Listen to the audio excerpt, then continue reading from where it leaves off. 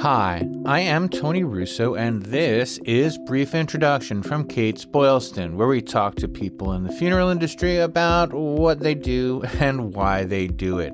This week, we are speaking with Rehan Choudhry. He is the founder of Chptr, and I'm proud to say I was an early proponent, I guess, of this company. I like what they're doing. I've always thought it was really innovative, and I'm happy to see how the company has progressed. Of course, Chptr has changed significantly since its debut and even since its conception. So we're going to talk about that and, of course, about what Chptr looks like going forward and their partnership recently, well, not that recent anymore, with Tribute Technologies, which was really, I thought, a coup, and we talk a little bit about that.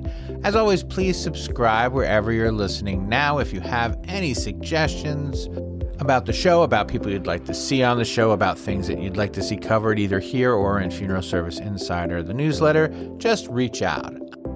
Anyway, that is enough of me. I'm keeping you from a great conversation, so let's check in with Rehan. So we spoke, I think, for an article maybe 2 years ago, maybe a little bit more, and I was very excited about Chptr as a project. I loved the idea of connecting television stations with funeral homes. Even though I'm a reporter, I've never been a huge fan of print as a medium. I'm no longer a huge fan of print as a medium. So I was very excited to see that you guys were starting up. But for people who aren't familiar with Chptr, let's start there. How did you start Chptr and why, and how has it evolved over the last 2 years? I started Chptr in my living room in late 2020, and the initial idea was I wanted to be able to deliver broadcast quality memorial videos to families during their time of need. And this was in light of some work my wife was doing. My wife, as we discussed before, is a news anchor for CBS News in New York City. And she was creating video tributes for the first COVID victims' families. And the response that I saw from the families at the time was so overwhelming that my immediate reaction was everybody deserves something like this. So we originally built the underlying and technical infrastructure to be able to take the user-generated content about a person and be able to tell their story. What happened later was it was actually the TV stations that saw what we were doing. And because we had modeled the content after the videos my wife was creating, their immediate reaction was, "Can you do this for us?" So we saw an opportunity to not only bring this kind of memorial content to families across the country, but to be able to broadcast those through local television, and in the process, be able to completely rewrite the obituary model, really in light of the negativity around newspapers charging so much for print obituaries. We kind of took the opportunity to rebuild the entire system in favor of the funeral homes and the families. And now that's what we do. We put video obits and death notices on television with little to no effort on the funeral home side. And we do that. We have the ability to do that with every TV station nationwide. I like the fact that you use kind of AI to put together these tributes because, I mean, we get them. I mean, it's not radically different than what our phones already do for us, except that you can choose. Like my phone every now and again will say, "Hey, look, I made you this thing," and it'll be a video of like my grandkids running around or whatever, and set to music. But what you guys were able to do was take stuff that was created both by the family before, I guess, the person's death, but also tributes that they record after, and then people can add to them. And I just thought that was really significant because it gives everybody a chance to kind of do their own, memorial service, minor celebration of life for the person who's passed. Yeah, AI has been a pretty obviously fast and widespread part of the conversation for all of society, and I think the benefits that it could provide definitely outweigh the risks if used appropriately. When we Yeah. started this whole thing, we had intentionally stayed away from generative AI. because we felt like there really wasn't a benefit in creating new Right. content that didn't exist before for families. The need on behalf of families was very clear. There was still this desire to very quickly notify the public, the local public, that their person had passed, and to invite anyone that the family wasn't necessarily in touch with to be able to celebrate that person by attending their services or just simply notifying them. The where AI came into play for us, it's an accelerant. So there is a timing sensitivity. A family does not know in advance that they're going to need this service. And when they're sitting in the funeral director's office, they're typically saying, "Okay, it's a Tuesday today, and the services are going to be this Saturday. How do we let people know?" So we knew at the beginning we needed to create something that had a very, very quick turnaround to be able to take a meeting that a funeral director was having with the family today and be able to broadcast that information tomorrow. The problem is that system didn't exist with news organizations. The only way to get that information typically was to send a reporter to a story and have them tell the story very quickly on air. So we had to build the infrastructure to be able to take very little information or a ton of information that was coming directly from the family through the funeral Right. home and be able to process that into video spots that were consistent enough in quality that the TV stations would be really proud to broadcast that information in front of the public, but also that the funeral home and the family's message gets across very, very quickly. And what was really interesting about the startup part was that like it was like one station and then two stations and then 10 stations and then a company, and it like that first year must have been the first year once you started going directly to the funeral homes, I guess. That must have been a whirlwind because you guys just grew like pow pow pow. What was that? What was that like? What was that like expansion like? How did you manage that? Yeah, I mean the easier part in hindsight was getting the TV stations to want to work with us. We had really deep relationships with them, but it's really hard to get the TV stations to say no to making more money in any way that Right. they can. What was really the question was whether the funeral profession was going to adopt us or not, and rightfully so. I think funeral directors and owners were skeptical of any new technical solution because I think during the pandemic there were just so many different products and companies out there and founders that were coming in saying the big negative D word that they were going to Right. disrupt everything. And I think what we realized very quickly and early on, I mean, I was not born in this profession. I am not a licensed funeral director.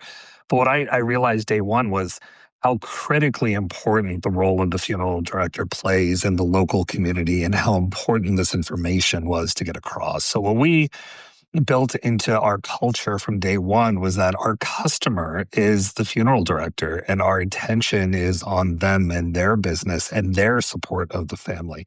And once we found our place there, then all of a sudden we found that there were more and more funeral directors that were willing to take a chance with us. It was foundation partners first, and then we had a handful of small funeral homes like DeMunn in Binghamton, New York, and the Cremation Society of South Carolina in Greenville. But then it was finally Courtney Gold Miller and her team at Tribute Technology with Craig Greenside and others who said, you know what, we think this is the future and we really want to put our reputation and distribution ability behind it.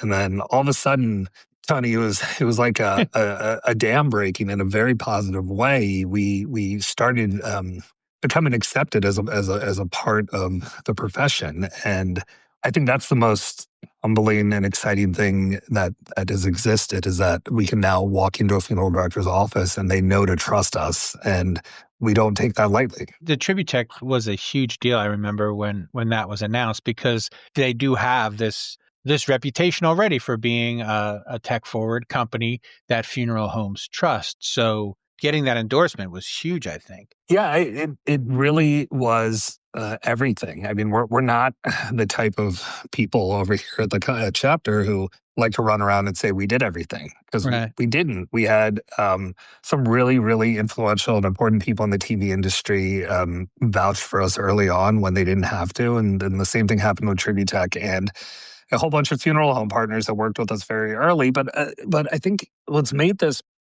I hate to say easier because starting a company is not easy at all. Right. But what made this more efficient is that the product actually works. So if you look at Chptr not as just an obit distribution tool, but actually an advertising and marketing tool for funeral homes, you'll see that the benefit was immediate to the partners that we work with. By airing these death notices and obits on local television, the associated the funeral homes that have their logo and their location information on every single one of these spots, they were getting 10x the web traffic that they were getting to their websites. They were getting more at-need and pre-need calls.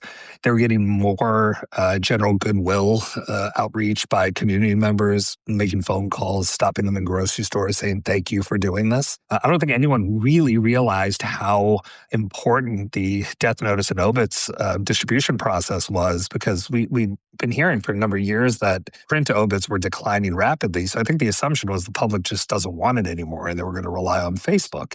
But what everyone's learned is social media doesn't get everybody. Local media still does. And this relationship that we've introduced has just been so powerful. But the funeral homes actually see a real benefit to their business. They get to strengthen the awareness for their business, which is really converting for them. And that makes it easier, right? When funeral directors are telling other directors, you should do this for your business, that's a much easier sell than us walking in the door saying you should use our product. Kind of along those lines, I know the television station runs them on their website as well as on the air. Do the funeral companies keep them on their website as well, or does that mostly live on the news station's website? How does that work once the obit's complete? Yeah, really big problem over the last several years has been disinformation getting distributed. And what's happened is with these digital companies that have been aggregators of obits, they are typically trying to replicate the obit over to their site.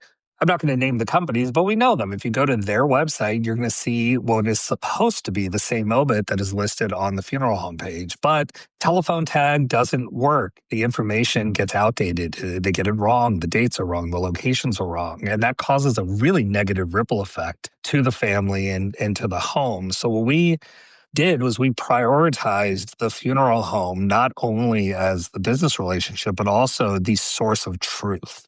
If the information is live and updated on the funeral home's website, that is all that matters. So if you go to a newspaper website and look up obits, all the information is listed on the newspaper site. So there's room for error. But if you go to the TV stations that we work with, they have an obit page up, but all that's up there are the name and dates for the person. If you click on that card with their image on it, it'll take you directly to the funeral home page. And that is totally new in the profession. That was never, ever done before, because you can make a lot of money if you redirect the traffic away from funeral homes. But that's not our business. Our business is to drive traffic to the home. So this is an entirely new model that we built. And speaking of an entirely new model that you built, when you first started, there was kind of like a revenue share plan, but now the funeral homes have just mostly been subscribers to it, and that's how it works now, and that's happier for everybody. Yeah, I mean, being an outsider, I saw that newspapers were charging $700 to $1,500 per obit because they were charging by the word. And my assumption was that the funeral homes would want to make that money. It turned out what I learned was that the funeral directors and the funeral home owners weren't really interested in that, because there was still so much negativity around the fact that you have to pay to let people know that your person died. So when we found out that the product could actually be a marketing tool, we were able to drop the price to the funeral home so dramatically that these obits now cost the home dollars, if not cents, to be able to produce and broadcast. And that made it so the funeral homes could do what they wanted to do, which is give this to everybody. So now any funeral home that partners with us can say to their customers, we will put your person's death notice or obit on television at no cost to you, because that's what should be done. And it's going to air 3 days in a row because that's what should be done to notify the community. And that was the directive of the funeral directors, Tony. Like, they were the ones that were like, no, we want to give this to the families because they deserve it. We don't want to make money off of it. So that allowed us to drop pricing dramatically and make this a lot more accessible. Now, there must still remain some holes in the map. How often do you get a call from a funeral home and then you have to kind of strike a deal with the local television station? Is that still kind of common? Because Like, I'm sorry, we said this before we stopped, but can you talk about the companies that you are partnered with? Because you're partnered with a lot of these syndication Yeah, we're companies. partners with Hearst, Sinclair, Gray Television, Tegna, Paramount, CBS, Nexstar. We have, I mean, said another way, we have access to 90% of all the TV stations in the United States at any given moment. So if a funeral home called us today, we could get them on television the very next day. Typically, there's a week to 2 week delay to get them online, and that's not because of the TV station or us. It's typically because the funeral directors are very busy, so trying to get on their calendar to get everything done is difficult. But we've eliminated the friction of getting a funeral home connected with the television stations. We already have the connection point built in, and Tribute Tech did a lot for that. They embedded us into their website. So any funeral home in the country that uses a Tribute Technology website already has the connection established between themselves and their local TV station. They have to turn it on. Mhm. But if you don't work with Tribute Technology, we can still set you up in light speed because the infrastructure has already been built, the deals have already been done. And what's the training at the funeral home like? Is there training? How complex is this once they get started? It's very simple. So we go in and we're the customer service team for the funeral directors. We train them. We do it in person, and the training basically goes like this. We say, look, we've got a technical integration that pulls the information real time. You just tell us which families don't want to be on TV. And when they're in front of the families, they can now say every single one of our obits and services gets announced on our partner TV station. If you do not want that, let us know and we'll opt you out. And that's it, Tony. I mean, that is the extent of the information. Now, funeral directors have so much going on. They have so much pulling at them that our service team's available 24 hours a day to answer any questions they have on the fly. But typically, that's not needed. It's a pretty simple process. And I think that's because we built it that way because the number one thing that we'd heard from funeral home owners was that they needed two things. They needed more time back for their funeral directors to be able to service families, so less complexity, and they needed to make more money at the business level. So we were trying to do both. Now, how does the family get the digital assets to the funeral director? Do they have to download an app? Is it through the funeral home website? How does that work now? It depends. So there's three options that the funeral home can go with. Number one is we're just directly connected to their database, and we pull the information that they approve for the families that have decided that they want to do this. So we do that real time. The funeral director doesn't have to do anything. That's option one. Option two is that we pull that information and then we share it back with the funeral directors in a list, and they tell us to double confirm which ones wanted it, which ones didn't. So they have an extra layer.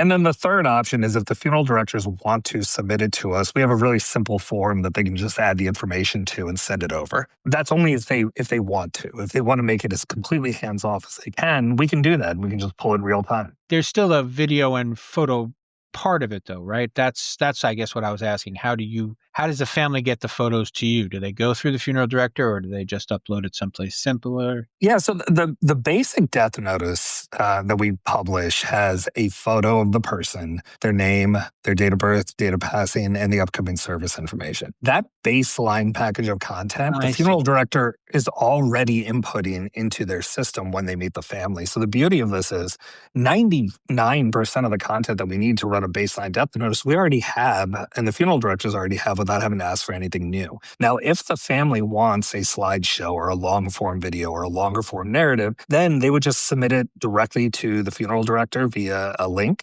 Or directly to us via the same link. It really doesn't matter. But we made it super, super easy for the family. They just dump the content into a drive and we take over the rest. And as we said earlier, that is very much like what you'll get on your phone. Yeah, I think that's probably the most important thing in all of this. Funeral directors are paying, funeral home owners are paying for tech services that they should not be paying for. If my 7-year-old son can put a slideshow together for his grandparents on my phone in seconds without spending a dollar, a funeral director should not have to spend any money to do the same thing. So when we work with the funeral homes, the service listings that we do on air, the broadcast, that's a part of the monthly fee. We do videos and slideshows for free. We don't charge a thing for them. It doesn't matter if the family wants a simple 3-minute slideshow Oh, wow. or a 15-minute really long narrative video where we do interviews. That is all free for the funeral homes to offer their families for as long as they want. Because I mean, it's really crazy. Technology is evolving so quickly, but at the pace that the funeral industry continues to evolve, they're not getting the benefit of it historically. They're still getting charged by companies on a per video basis, and that just shouldn't happen anymore, Tony. So we're trying to eliminate that entirely. Excellent. And that is pretty much all I have for you, unless you have something for me. Is there something I should have asked and didn't, or something you thought you'd get the opportunity to say, but I didn't provide it? No, I think the biggest thing is this is still a new technology. This is still a new. We're still a new company. So the funeral homes that decide to work with Chptr in their local markets, a lot of them are getting first mover advantage. There's a lot of benefit to being the first funeral home on television to offer these obits. In a couple years, I think everyone's going to be doing this because it's going to be the way the industry evolves. But right now, there is a benefit for those more progressive homeowners that are like, you know what, I want to give this a shot right now. And we have hundreds of funeral directors and funeral homeowners that can validate everything that I'm saying. There is a real benefit to these businesses when they can get on local television. Excellent. Well, thank you so much for your time.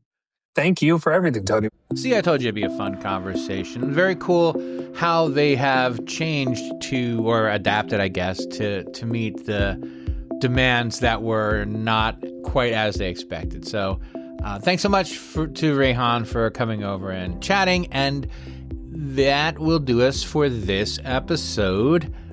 Brief Introduction is a Kates-Boylston production. It was written and edited by me, Tony Russo. Please subscribe wherever you're listening now. If you have any suggestions about the show, we would love to hear them.